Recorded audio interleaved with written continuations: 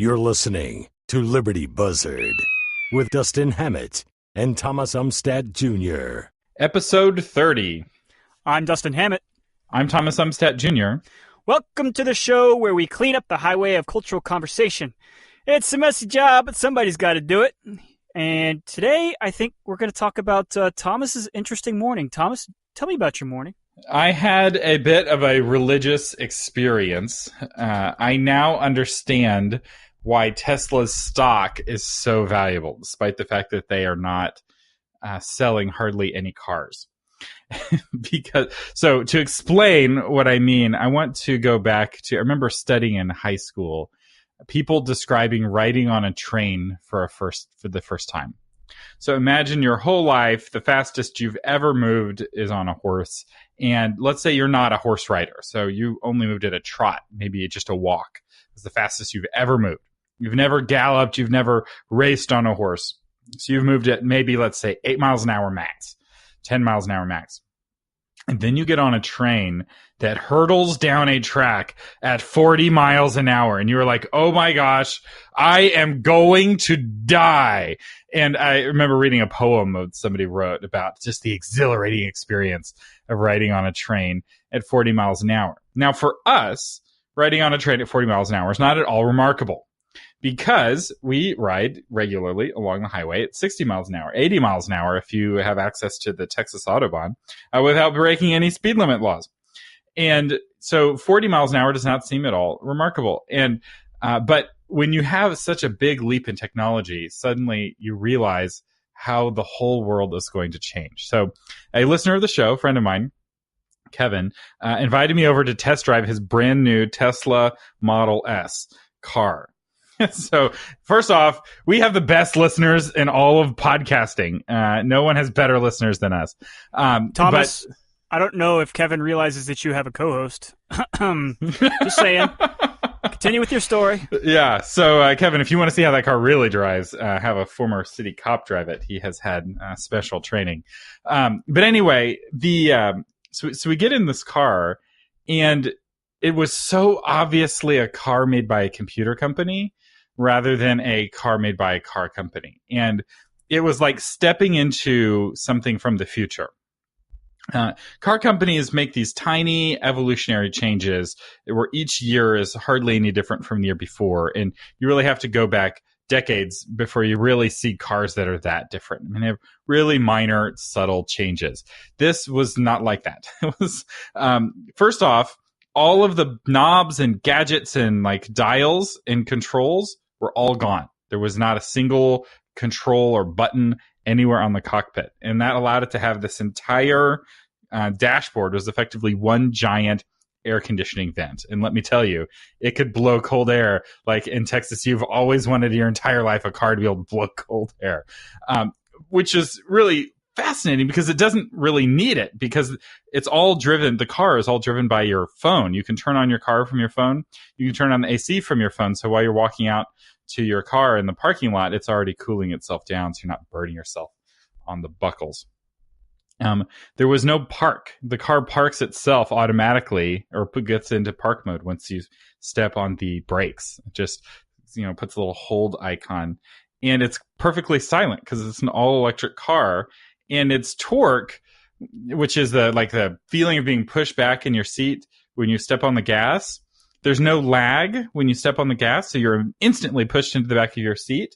And it was an experience that I've only experienced in a car one other time, and that was riding on a friend's Aston Martin. I think it was a $150,000 or $200,000 Aston Martin.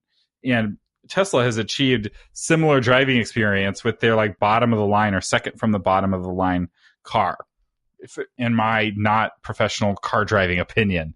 And the entire car was controlled by this computer screen where you could change the music. It was normally when you were driving, it was a giant map. It knows where you are at all times. So and it knows what the speed limit is. And so I turned on granny mode, where it just dings if you go over the speed limit, which, let me tell you, when it accelerates as fast as that car does, it's very helpful because you're 4 seconds into your drive and you're already at 60 miles an hour. It's really easy to speed. And I was almost shaking when I got out of it. It was an unbelievable experience. And There's a trunk in the front because it doesn't have an engine, and there's a trunk in the back that's giant, and basically it's just one big battery, and it's the future of cars. Like, it's so superior in every way to a gasoline car, and all of these minor and subtle ways that are together very evolutionary. It's very obvious that this is what all cars are going to be in the future. I mean, it just, to me, it seems so clear. And I think it's so clear to the investors in Wall Street. That's why Tesla is worth more than Ford, despite the fact that Ford sells, many, many, many times more cars than Tesla does. I remember the Ford CEO, Elon Musk was congratulating his team for getting to 5,000 cars a week. And Ford CEO was like, yeah, we do that an hour. We do that a day. Or, he's like, I'm really proud of my team who makes, 5,000 cars every 4 hours. I don't know what the numbers specifically were, but it was that same kind of deal. But it's like, yeah, but you're making buggies. You're making horse buggies. And yeah, you make them really well and you make a whole bunch of them, but they're not the future. And I will say, studying the car industry, back when the automotive industry was just getting started, was the best days of the buggy industry, because a lot of the technologies that led to cars had been making horse-drawn carriages much better than they'd ever been before. Higher quality, cheaper, faster, all of these things that, business things often get really good before they get really bad. Like making yellow pages was really hard and expensive. And then the computer made it really cheap to make yellow pages. Remember those 4 or 5 years when you had like 3 different yellow pages from 3 different yellow page companies? But the technology that makes it easier ultimately kills it in the end. So those computers that made making the yellow pages easier ultimately killed off the yellow pages. And I feel the same way for gasoline cars. I just don't see why 20 years from now people are going to be driving gasoline cars. So Thomas, I have a question for you, but before I ask my question, I'm going to make a couple comments. Because when I ask my question, I'm pretty sure you're going to take it around with it. So the couple comments that I have is, A, it's genius, your analogy of a computer company making a car. I mean, it's like when a computer company made a cell phone. And of course, I'm talking about Apple making its iPhone. It revolutionized the cell phone industry. And of course, you made the analogy of Fords and buggies, and then you brought it back and you talked about Ford mocking Tesla, which of course you're absolutely right. I mean, it's the future. And I've seen Teslas before. I've never actually driven one. A lot of my Tesla experience comes with pulling Tesla drivers over as a police officer in my former career. And you're right; those things get up and go. And I guess it's just such a smooth ride that people don't even realize when they're doing 60 and a 35. But yeah, so they do have some speed limit busting potential. But at the same time, and we've discussed this on a former show, when you're driving a Tesla, the Tesla technology itself has so many sensors and human error correcting items in it that driving 60 in a Tesla that is semi-automated might, and I'm just saying might here because I can't prove this in any way, but I think it might be safer than driving 35 in an old-fashioned car with just the human being at the steering wheel. Oh, absolutely.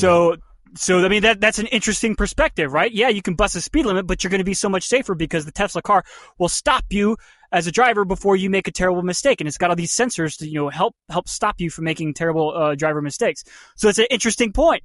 My only question, Thomas, is as someone who drives long distances regularly, my only qualms with battery operated cars is, when you're running low on fuel, and I actually had this discussion with somebody the other day, is the problem with alternative fuels is the fact that the infrastructure is just so stuck in gasoline. It's one of the barriers to entry for any type of alternative market. And until, and I believe it's an if, not a when, or a when, not an if, until the price of gasoline becomes so exorbitantly stupid that it makes Teslas and electric cars viable again, like it did briefly in 2008, 2009, or maybe it was previous, I can't remember.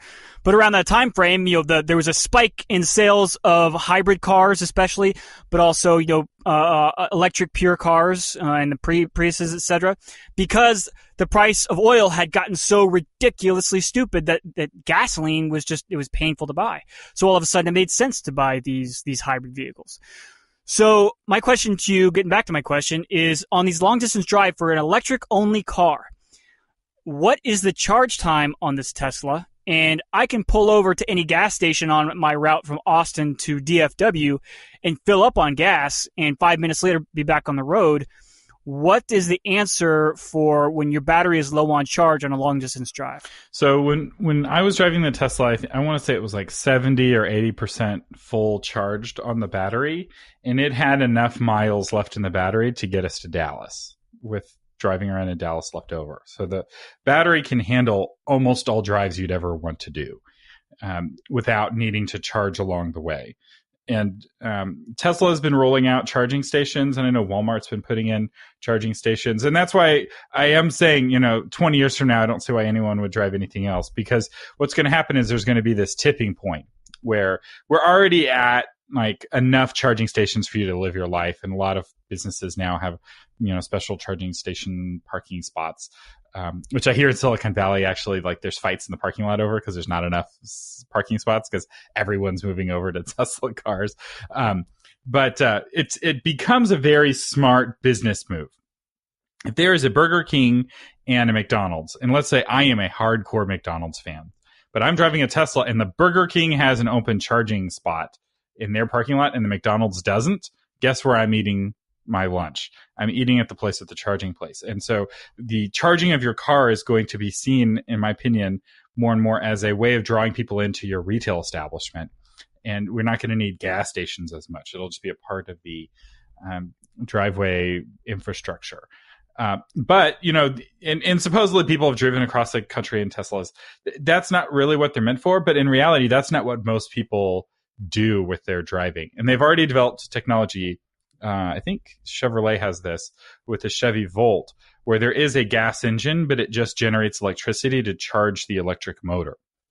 So the engine just generates electricity. It's still a, quote, electric car. And with that, you get kind of the best of both worlds. So it's just a big alternator. Right. So you could drive across the country and you just keep burning gasoline to generate the engine. But if you're only driving around town, you may never have to put more gas in your car. But you don't really, as battery technology gets better and as charging places get more frequent, no one really notices the fact that their iPhone really only lasts 8 hours, the battery, because you're constantly plugging it in everywhere you go.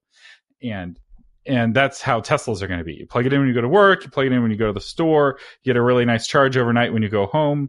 The one downside of a Tesla is that it really requires you to have a house. You can't have an apartment unless your apartment complex for some reason has electric car charging stations, which I have not seen any apartment complexes with that. So the infrastructure is not there. Yeah, the infrastructure is not there right now, but it's not complicated. It's just electricity. I mean, we already have electricity all over everywhere. You can go anywhere in the state of Texas and you can get an electrical wire out to where you are. Or at least anywhere that you'd ever want to be. Maybe if you're in the middle of the desert, they won't run a line, but I think they'll still run a line if you're in the middle of the desert. I think that's the policy. So it's not that complicated to add a charging station. You just need an electrician to come and install it, which if you compare that to how difficult it was to add a gas station, I mean, just think about the complexities of adding a gas station. You have to build a whole new building. You have to dig this giant hole in the ground to put a tank in.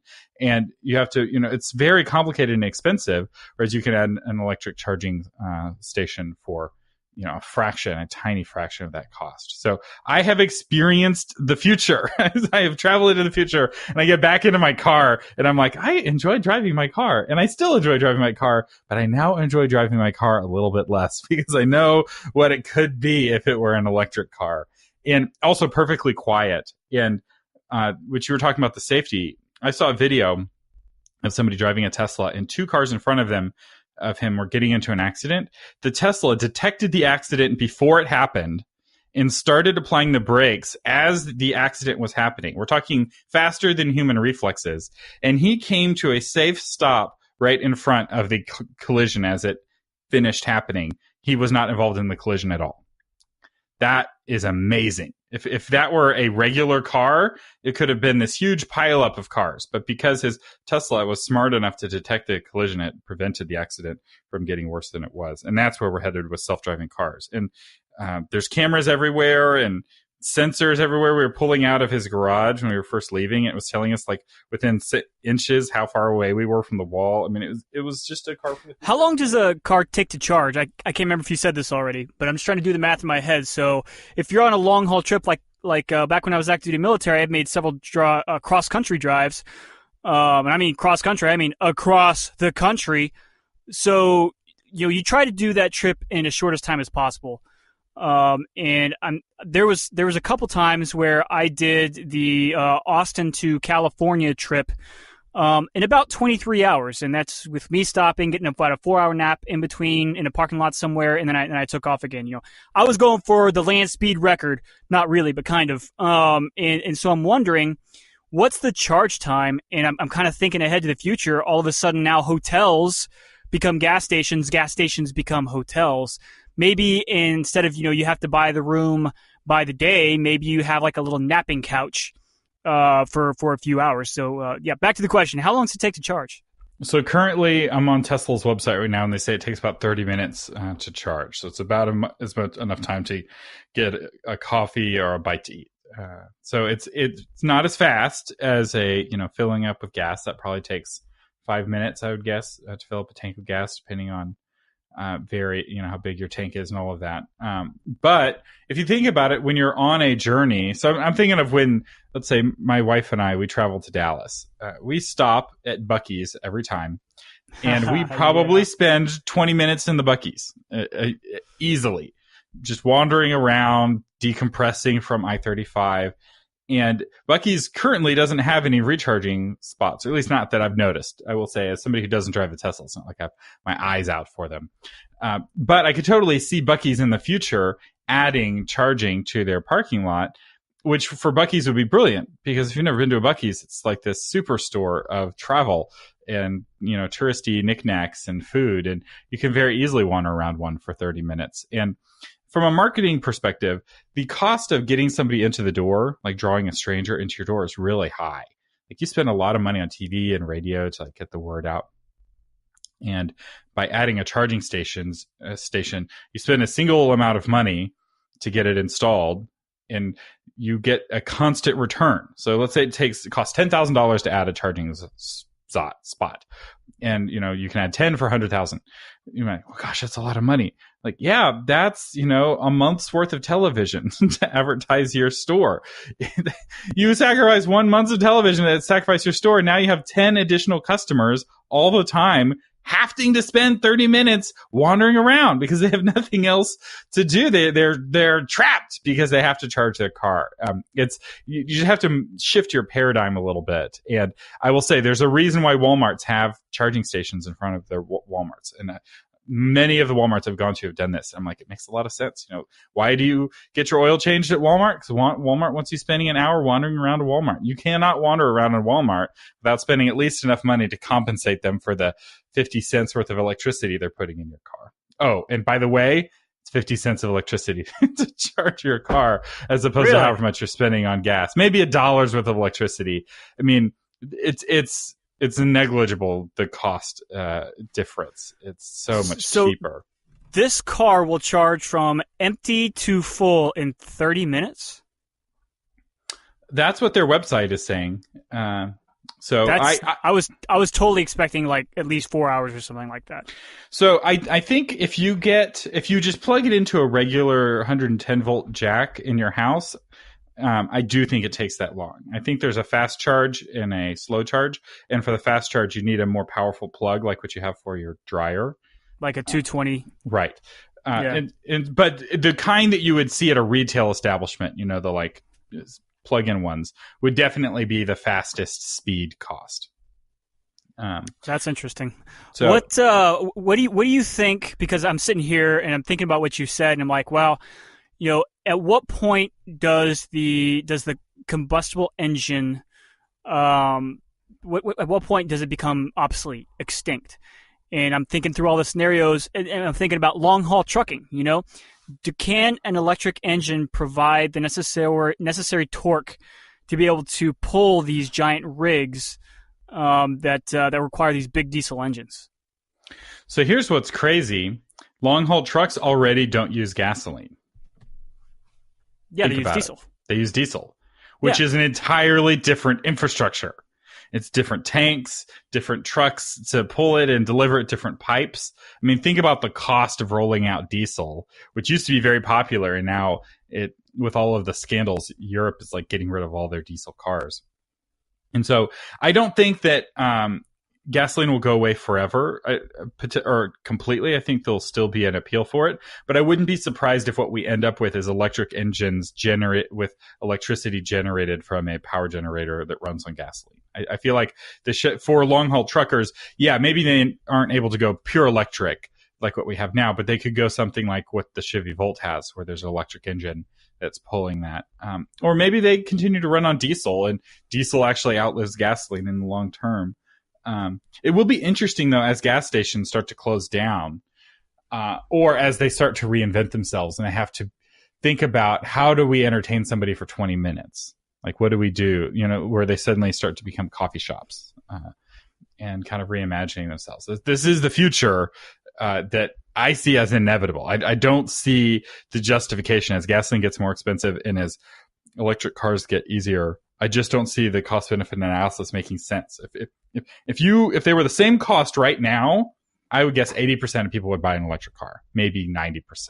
The only reason not to buy, I think you're right. Yeah, and Tesla's sold out, right? Every car they sell is sold as soon as it rolls off the assembly line, and the next zillion cars are sold. There's a waiting list of months to buy one, and that's with their cheapest car costing $35,000. Imagine when their cheapest car costs $20,000. I mean, they are in a market where there is as much demand as they can meet, and they can grow just as fast as they can grow, and that's remarkable. And you know what? Doesn't sound that unlike what happened with the Model T. So we'd had cars before the Model T, but the Model T was the first one to get the price down where it made sense. And it was just an amazing driving experience, Dustin. I can't tell you what it was like. You just are going to have to experience it. So if any of you out there listening are driving a Tesla and you want to give out some test drives, do let us know. We can maybe convert Dustin over. Maybe we get Tesla to sponsor our show. There you go. Somebody tweet Elon Musk. Tell him the Liberty Buzzard is looking for a sponsor. Hey, I've got a question about Tesla, and maybe you know the answer to this, maybe you don't, but I'm only very tangentially familiar with Tesla, and that's only what I read in the papers, and I really don't read very long in those articles. What is the big factor in the cost of production right now that's making the Tesla so expensive?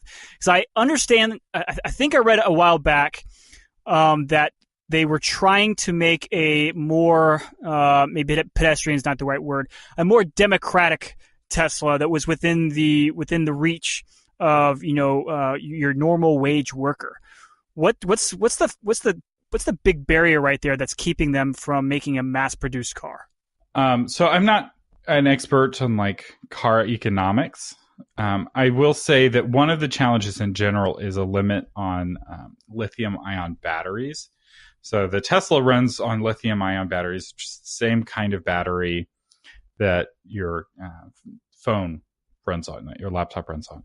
And you're like, aren't lithium-ion batteries, can't they explode in certain circumstances if they overheat? And you're like, yeah, they can. But you know what else can explode? A 20-gallon tank of gasoline.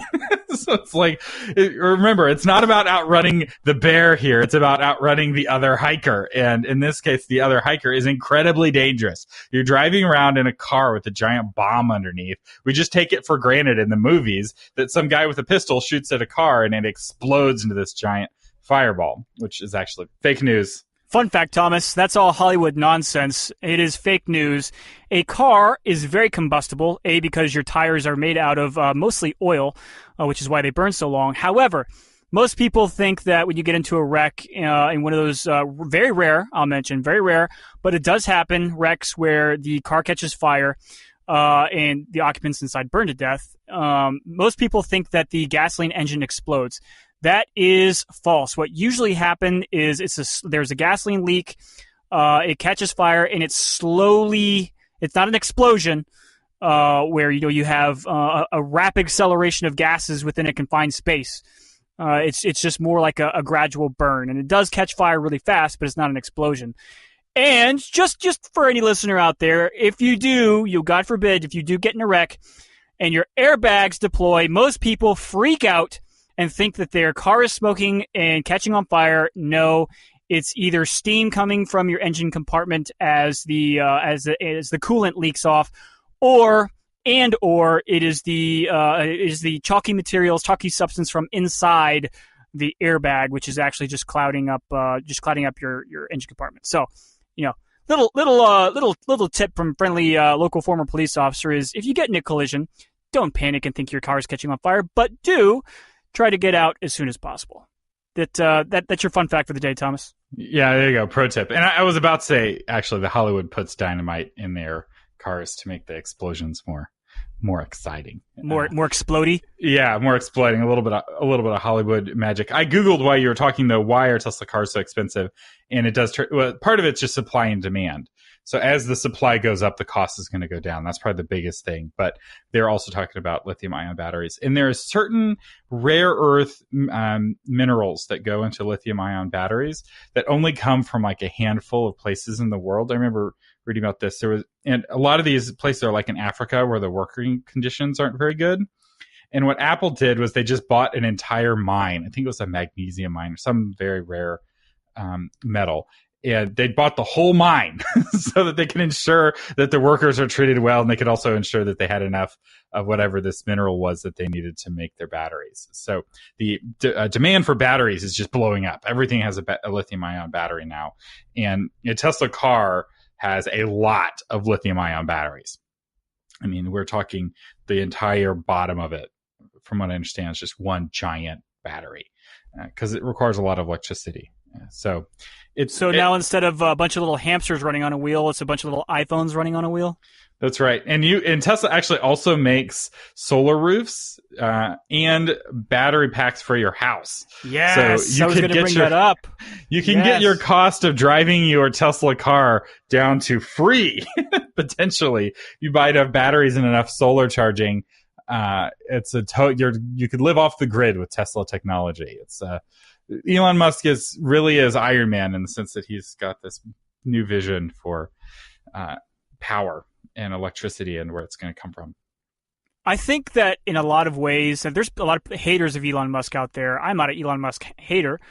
I appreciate his brilliance in a lot of ways. The Tesla and what he's doing, but what he's doing generally with power, like you said. And I think one of the only things, aside from not just having the cash on hand, but, if I had the cash on hand, I think the only thing that would really make me hesitate on buying one of those house batteries is the fact of my knowledge of lithium-ion batteries and how they do degrade over time.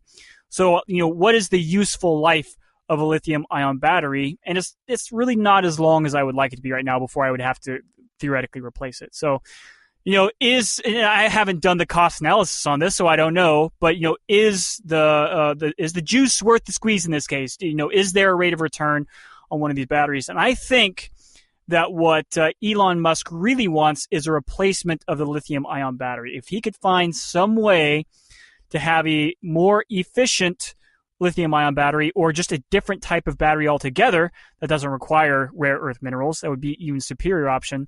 Whether it's him or whether it's somebody else, I think that's really going to be one of the driving factors and one of the big revolutions in the future of energy is power storage. So power generation has been the focus, whether it's nuclear energy or coal energy or gasoline, et cetera, power generation has been the focus. But as we go to all electricity, the person who can master the art of power storage is really going to be sitting pretty. And I think that's what Elon Musk is really up to.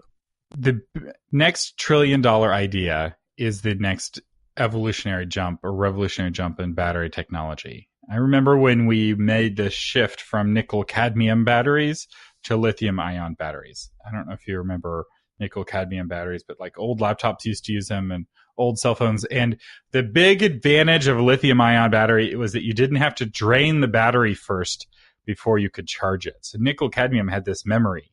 And if you had used half the battery and then you charged it again, you would lose some space in the battery, and it didn't last very long. It wore out, you're 50 charges into your battery and it's, half dead. And lithium ion is much better. And I will say, I have read so much science on so many, like everyone knows this is the next $1 trillion idea, and there are a lot of scientists working really hard. And some of them have made better batteries, but the challenge is making better batteries that are still stable and won't explode. Because the more energy you put into a battery, the more potential energy can come out of a battery in an uncontrolled way. And that's the challenge. The other challenge is that we haven't really been working on battery technology for very long. So the batteries that we had in the early 1900s were not that different from the battery in your car today, right? That was the only kind of battery that you needed. They had the AA's, came out sometime in between then, but they weren't rechargeable. And there wasn't a lot of money put into battery technology and not a lot of research because there wasn't a clear market need. And then suddenly in the 80s, cell phones and laptops started to be a thing. And suddenly batteries got to be more important, and they were looking around what battery technology do we have, and none of it was very good. Also, those old wireless phones, you remember those? That you'd have a base station in your house, and you'd charge your phone on the base station, and then you pull the phone away. Yeah, I remember had that. the big long antenna. Those are the days. Cordless phones. That's what it's called. Back with your messaging machine that ran on a magnetic tape system. Yeah, I remember those. And then you could make a call because your sister was on the internet and it was using up the telephone line. Those are the days. There's nothing quite like the early 90s. We had back in the good old days. We had bad hair and bad internet. You kids these days, you have no idea how good you have it. So, real quick, I do want to post a correction. When I was talking about Gettysburg casualties, one of our listeners, Tom, brought this up. I compared Vietnam dead to Gettysburg casualties rather than Gettysburg dead. And this is a mistake I have made in the past. It's very easy to think that somebody being dead and somebody being a casualty is the same thing, but they are not. Dustin, what is a casualty, and why does it not necessarily mean that you're dead? A casualty is any type of situation where it's going to take a soldier out of doing his job, in this case, combat. So a casualty can be wounded, and your wound can come from enemy fire, friendly fire, sickness. Like in World War I, a majority of our casualties were actually from sickness, not actually from enemy fire. So anything that causes someone to be degraded from the fight. So it doesn't necessarily mean dead, although dead is also accounted for in that number. Right. So there are typically in a battle, there's a lot more casualties than there are dead. And so I apologize, although the point still remains that the Civil War was a much costlier war than any of our other wars that we have fought. That retraction is out. And as while I'm retracting things, I should also clarify, it is Moore's law that dictates that computers double in speed every 18 months, or that transistors shrink in size by half every 18 months. Murphy's law is if anything that can go wrong will go wrong, which I will say, those may be more connected than we think if the robot uprising really does happen in the future. But thank you to listener Tim, who corrected me on that. And we do like to hear your corrections. We do this show without a lot of show notes in front of us. So a lot of what I give is from memory, and my memory is not always as reliable as I would like it to be. So if I get a fact wrong, feel free to fact check us at libertybuzzard.com. Hey, Thomas. Yes. I want to wrap up our show with our last fun fact of the day, because I think this is really interesting. So you mentioned earlier in the show that the batteries that we have right now in our car haven't significantly changed. And I went ahead and Googled it, and the old Wikipedia says that today's lead-acid battery was invented by French physicist Gaston Planté in 1859. Boom! And, oh, wow, that's an old battery. And in 1999, this is still quite old data, but still, 1999, lead-acid battery sales accounted for 40 to 45% of the value from batteries sold worldwide, excluding China and Russia. So that's a Wikipedia stat. I haven't verified it, so take it or leave it. But yeah, and fun fact. There you go. So my memory of our battery technology being old ended up not being wrong. After all, I think we should end the show there. That's a good way to end the show, Thomas. You have been listening to Liberty Buzzard. I'm Thomas Umstattd Jr. I'm Dustin Hammett. Thank you for listening. This episode of Liberty Buzzard is brought to you by Tom Umstattd CPA. Tom has over 35 years of experience helping people like you pay only their fair share in taxes. Don't let the IRS stress you out. Get Tom and his team on your team at taxmantom.com.